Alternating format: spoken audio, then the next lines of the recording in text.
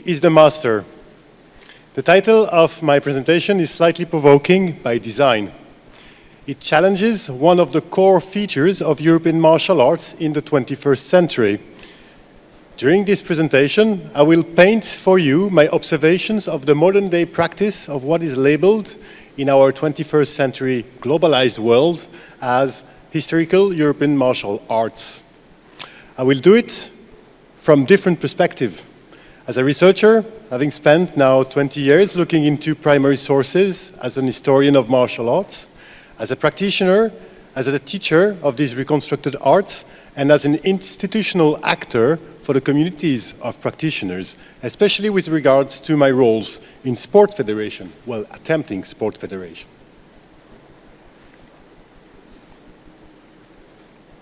Does this work now? Yes. Let's start with a simple definition.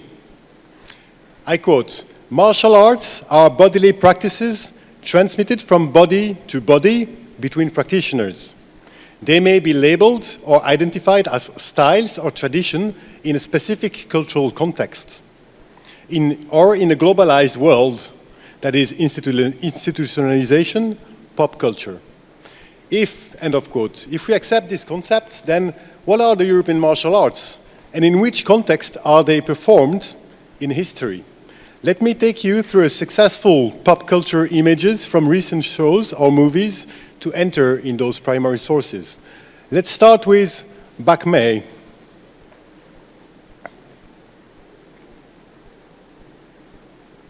Doesn't work. Yes. So the martial arts is embodied by the figure of the old priest hidden in a remote monastery like Bak Mei in the Hollywood movie Kill Bill from 2004. It symbolizes a hidden knowledge which is hardly accessible, only by special training and the status of a disciple by a master which is the living recipient of a tradition. According to European primary sources, this image does not exist. It is far away from monasteries or religion. In this example, which is the first European fight books dating 1305, the master is a priest. You can see this with the two characters on the right. They wear a robe of a priest and they are tonsured, that is their haircut, which are the identifiers for ordained priests. However, they do not represent fighting monks, but clerics in an urban context. Clerics are the teachers and the students at European universities from the 13th to the 15th century. University students are taking martial arts lessons for many reasons, back then and today the same, but these are not in the curriculum of their studies. Back then was not, today still not.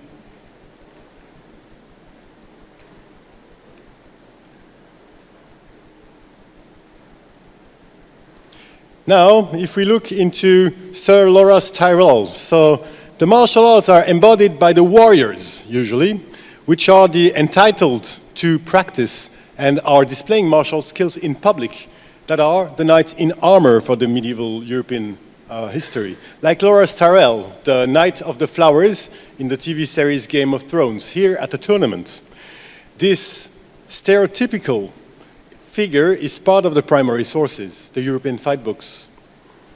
Here you can see two armored practitioners fighting on foot with the knightly weapons used in tournaments, that are the lances in the hand of the left fighter, the small tournament shields lying on the ground, and the swords.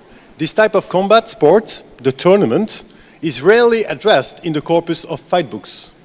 This fighting in armor is, but usually in the context of more serious matter, such as judicial duel.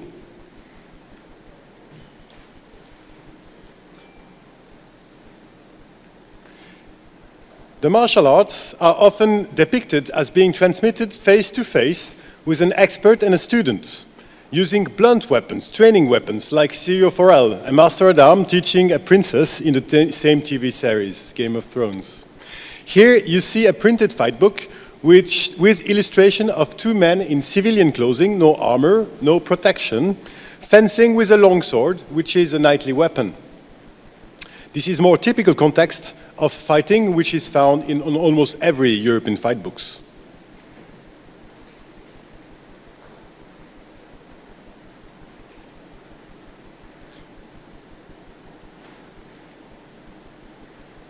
Now, if we move to two contexts, this is a very important slide for me. The martial arts are often considered as being designed to be practiced in two opposite contexts. The warfare with the unique warriors or the theater play with the king and the queen of the same TV series Game of Thrones. Actually, it's part of the same martial principle expressed in two different contexts, not necessarily opposed. I consider them as two sides of the same coin.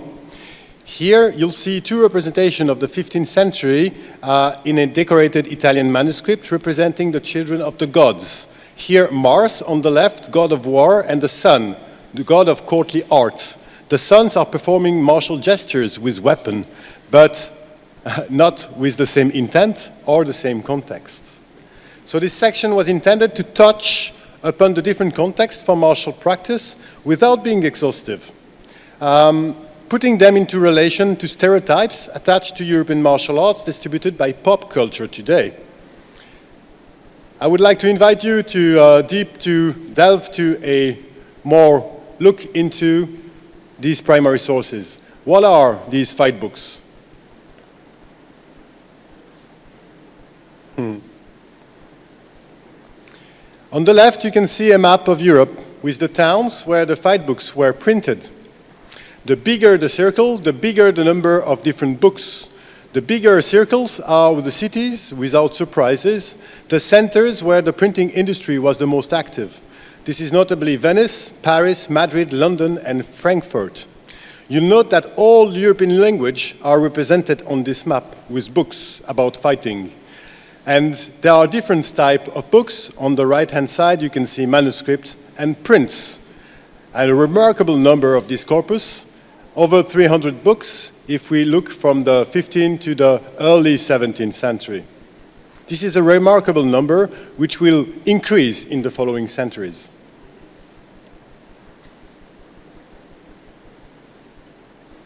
Now, how we interpret them.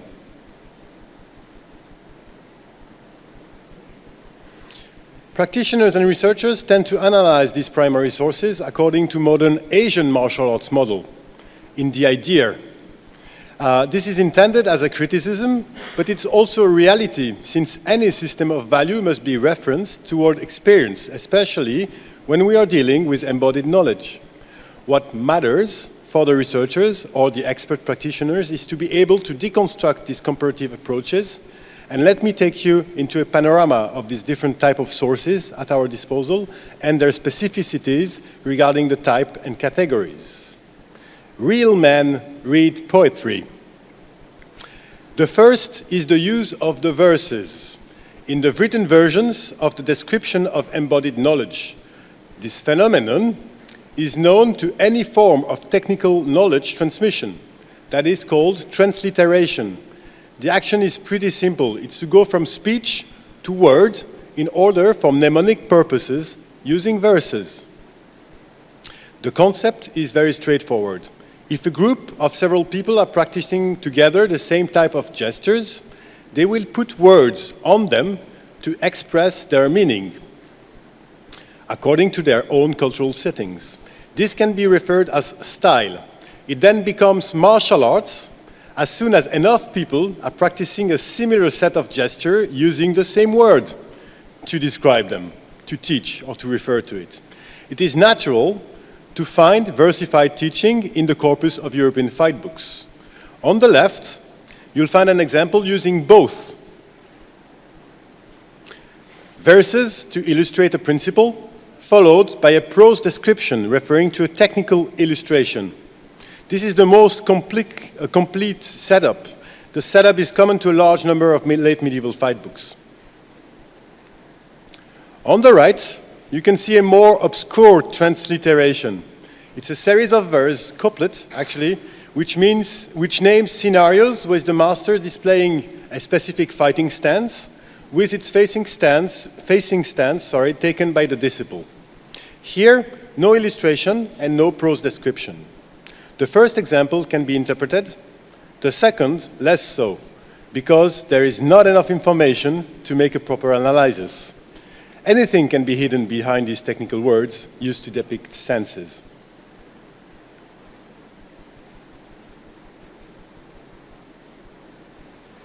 Visual mantras.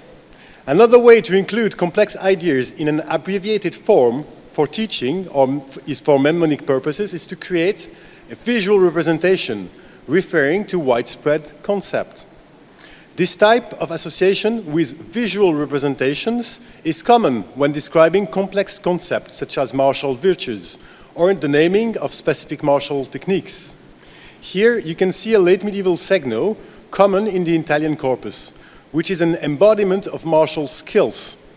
The central character is used to map them according to space. You can see a caliper, a bear, a serpent, a hound, a sun, a castle, and keys. The accompanying text are verses, again, couplets, transliteration, easy to learn by heart and to remember.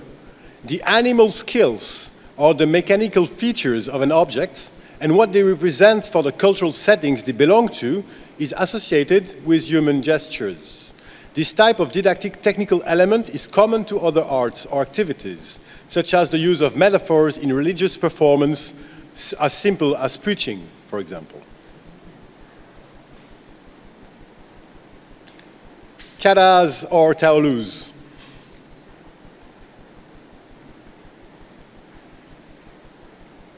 Another typical form of transmission is the martial art forms. That is the repetition of a specific set of motion in series, usually performed solo. As you know, the idea here is to perform regularly pre-established gestures in an imaginary scenario in order to acquire muscle memory to embody martial principles. This method also appears in the fight books, but is not the most common feature. Here you can watch a part of a 10th form of the longsword assalto after the master Machile Marozzo, first printed in 1536. The form has been captured in 2018 in Hong Kong by the Italian martial expert Wis Hing Chao. The gestures are reconstructed based on the interpretation of the primary sources. Cinemascope. Almost half of the remaining fight books are illustrated. The illustration does not always achieve the same didactic purpose or is not used in the same manner by all authors. The main issue with analyzing an image, which is still and frozen on paper, is that it represents an instant on a 2D flat page when actually refers to one movement in a complex series of gestures in a 3D environment.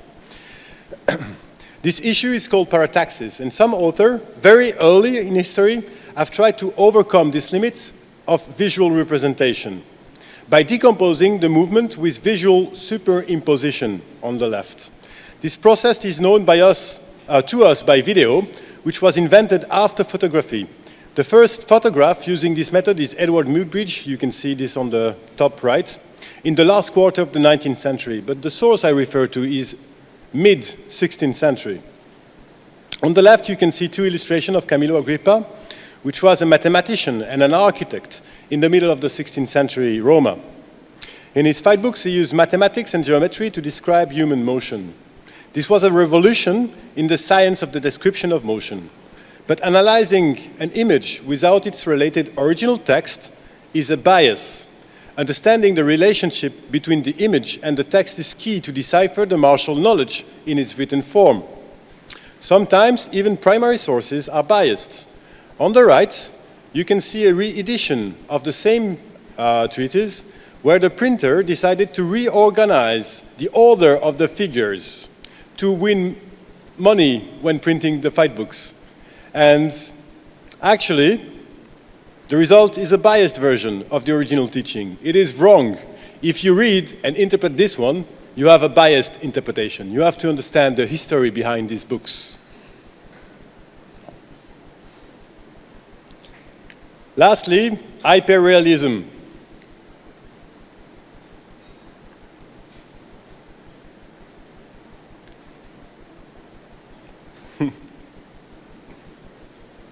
Yes. The martial experts went very far in their attempt to overcome the limits of the page, both their use of image and text. The results can be seen as hyperrealism. On the right, you can see a text from an Italian martial expert, Giovanni della Gacocchie, who wrote his treatise in the use of the civilian sword. He developed a complex technical vocabulary based on previous authors, but with his own additions and reorganization of pre-existing material. Without a dictionary or some reference in the description of this technical concept, the interpretation of the teaching is pretty challenging. And the author chose not to include illustration on purpose. On the right, you can see an illustrated manuscript, also by an Italian master, offered as a diplomatic gift to the King of France. The author argues that the use of low-quality printed image is not appropriate to describe the art of fencing. This is obvious and open criticism to a printed book by a French author who received royal privilege. This is competition between two masters. The arguments of the Italian masters include that the detailed illustration painted by skillful painters is absolutely essential to convey martial arts knowledge, which is the opposite argument in the previous one. All right, so we've seen different contexts, different type of sources that we have, but one that is more common to most of the fight book is competition. Every martial arts, from the beginning on, experts or practitioners who participated in writing a fight book did not always choose the same methods nor pursued the same goals. That is why the corpus of the European fight books is so different. In there you have mass-produced printed books, unique manuscripts dedicated to princes, manuscript notes compiled with copies of other content, personal manuscript of martial experts or students, and so on. If there is one topic standing out of this heterogeneous corpus, it is the competitive practice. A large majority of the fight books between the 14th and the early 17th century does explicitly mention competitive practices. May they be used to train, display martial skills, or perform social rituals. Several, if not the majority, of the author are associated with social groups that are associations of martial experts. These groups are usually able to distribute the title of Master at Arms, and they left significant traces in urban context in the European cities of the 15th to the 17th century. Let's have a look here at one example. This is an archive document describing the practice of a fencing lesson in order to prepare citizens and all comers for competition with a longsword, fought without protection in the city of Solothurn in 1546. This document was produced by the town secretary, documenting a permit given to the master to hold the lesson in the walls of the town. We know how much he charged for the lesson, what were the rules, even the technical content is named. The master was a native of Solothurn and a craftsman of the Pelt Guild. He was a pelt maker. His business with the martial arts was his side business, approved by a fencing guild, which ruled over a regional network of cities. It somehow looked like that. Let's look closer at that image, which gives you a visual representation of such competition in the early 16th century. This is a small woodcut engraving meant to decorate the top margin of a page, actually 4 by 12 centimeters. The artist is Virgil Solis, and the work is dated of 1541. You can see a pair of competitors equipped with different weapons. From the left to the right, you can see staff, pikes, dusaks, which are short one-handed weapons with curved blades, and longsword. All of these weapons are represented in the fight books of the time, which also reflects what was used by soldiers on the battlefield. As I said, it's not only the only context documented where martial arts were practiced, but that is one where we have a very large body of primary sources, including technical, administrative, and narrative ones. So how do we go from this history, which is documented but not enough research, into modern practice?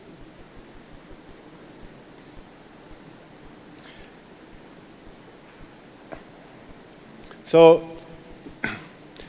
it's labeled European martial arts, historical European martial arts. It's not accepted by the practitioners themselves as a revival or as ancient. So a revival of ancient traditions that is distant in time or which was interrupted in time.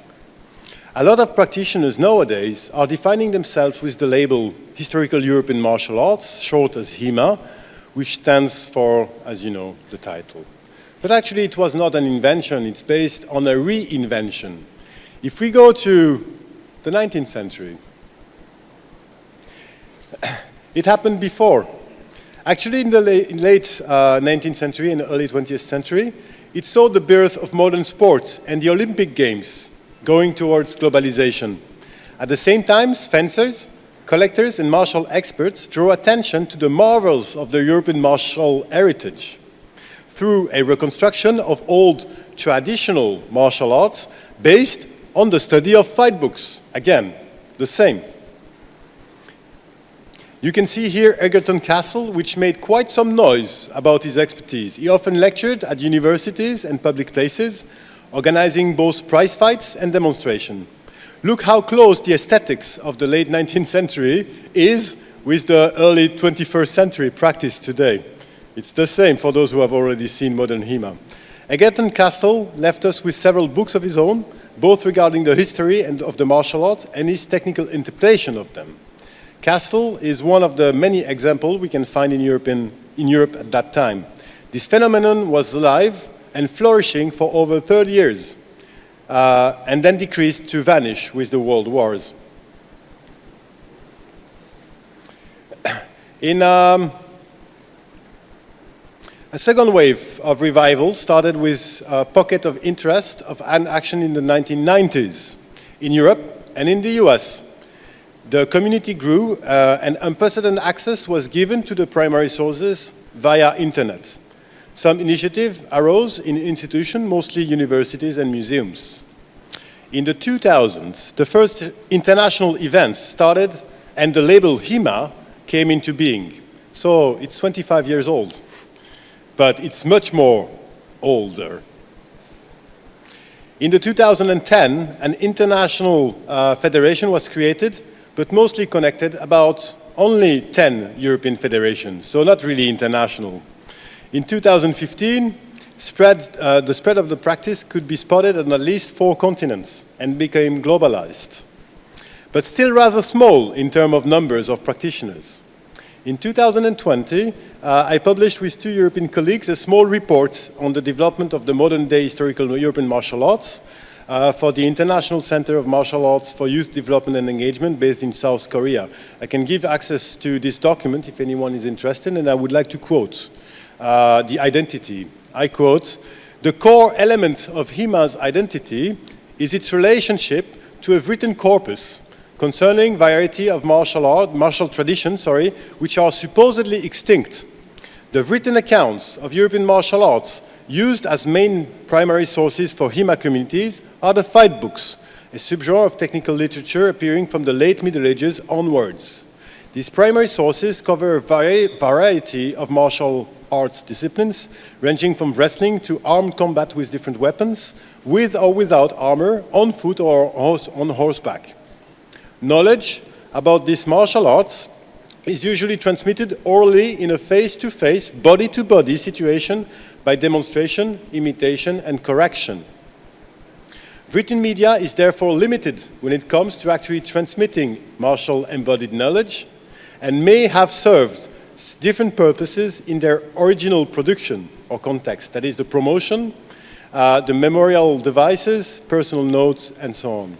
Therefore, they are not to be considered manuals in the modern sense of the term." End of quote. What and whys here on your right. In summary, you can see some of the key questions we addressed in this report. About the what, I believe the first 3, that is combat sports, cultural activities, and scientific activities, are rather clear. But there are areas in which the HEMA practitioners can be contextualized. It's not all. My colleague Audrey, which is a sociologist, added this 4th category, alternative leisure activity. that represents not mainstream practice, but which are similar enough to constitute a phenomena for an outside perspective. This is what we do as European martial artists. We don't have sport federation, we don't have Olympic medals, we don't have goals. We are promoting self-diversity and we are inventing ways to go forward. This list is applicable to all martial practices. And regarding the whys, the reason behind the HEMA practices, so preparation for violent conflict, play and competitive sports, performance, transcendent goals, and healthcare.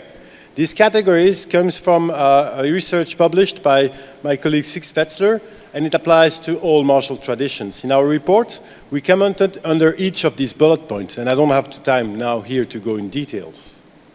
You can see on the top left the visual identity of this international federation, which I mentioned before. As I said, it never really managed to cross the European borders, mainly because it was designed to gather functioning national federations. This is the case for several countries in Europe. It's not the case in the US, where there are a large number of practitioners but no governing bodies. It is the same case, according to my knowledge, for Asia and Australia. I was a founding member of this organization and chairman for 5 years between 2013 and 2018, but I stopped looking into this because we didn't manage to get enough achievement and attention. I was willing to comment on those two small diagrams, but don't go there. My time is over. I would like to point one issue. It's the disciplines. So on the small side, which you don't see here at the screen, and I cannot shift it, it's presenting the disciplines of historical European martial arts according to the respondent of a survey that we did in 2019. The longsword practice comes first as identity label or figure. It's also the most common weapon dealt with in the 15th and first half of the 16th century source material. But you can see more recent weapons, such as small sword and the saber, which are occurring in the fight books of the 18th and 19th century. You can also see bayonet fighting, which is codified in the First and Second World War. The two latter, you can also see on the other end of the spectrum, the gladiatorial figure and the Viking ones, which don't have any fight book related to this. So everyone, or practitioners of European martial arts, are reviving history, but not according to the same method. When does HEMA start, and when does it end? As an institution, if we want to make a federation with disciplines, how do we organize this? When does it start, and when does it end? It's a really difficult question, and actually I would have rather different answers depending on which hat I'm wearing. The historian will answer differently than the martial arts federation chairman, and the practitioner has his own ideas as well. In conclusion, the question was, when does HEMA start and when does it end? I have a rather simple answer, which connects all sections of my talk. As I have mentioned, the HEMA identity is connected strongly to the corpus of fight books, which I presented in the second section of my talk. This misconception is that in Europe, the art of swordsmanship was tarnished by the Industrial Revolution and became useless during the World Wars, exactly what Professor Ming Da just said. It therefore completely vanished, but then the transmission of all arts was interrupted. With the rediscovery of the fight books, this art could be revived, reconstructed. You can see the reason maybe now behind my title, The Book is the Master. Most of the Westerners are happy with the widespread misconception that martial arts are from Asia, because they are transmitted orally, in some cases uninterruptedly, since the dawn of time. This is the Western representation. But there are no old books in Asia. This is also a misrepresentation. In Europe, the perspective is reversed. We have books, but we have no masters. Therefore, for the Westerners, the book is the master. As you can imagine, it's not the case. It's a strong claim. My answer when it comes, when does it start and when does it end?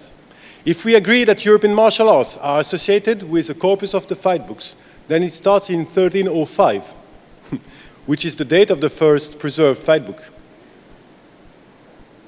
So late Middle Ages. But onward until when? I'm a medievalist, so I would love to see the world end at the end of the Middle Ages. It does not. It does not. It continues and changes up until when? There are 5 books produced during the entire Renaissance. Did it stop at the Industrial Revolution? No. Did it stop after the World Wars? Also no. It dramatically changed, yes, but it did not stop, no. Yes, it's a simulated, does it compare to HEMA practice nowadays if we look at sport fencing? Yes and no. Yes, it is a simulated bout with heavy rules and equipment to ensure safety, like they did in the 15th century, but with different choices and less equipment. And no, it does not look similar because the rule set and the equipment with electric contact, priority rules, and linear terrain. Does HEMA competitive sports look the same? I would say yes and no. I'll be happy to discuss this further with you or show you images. I thank you very much for your attention and I look forward to your feedback. Thank you very much.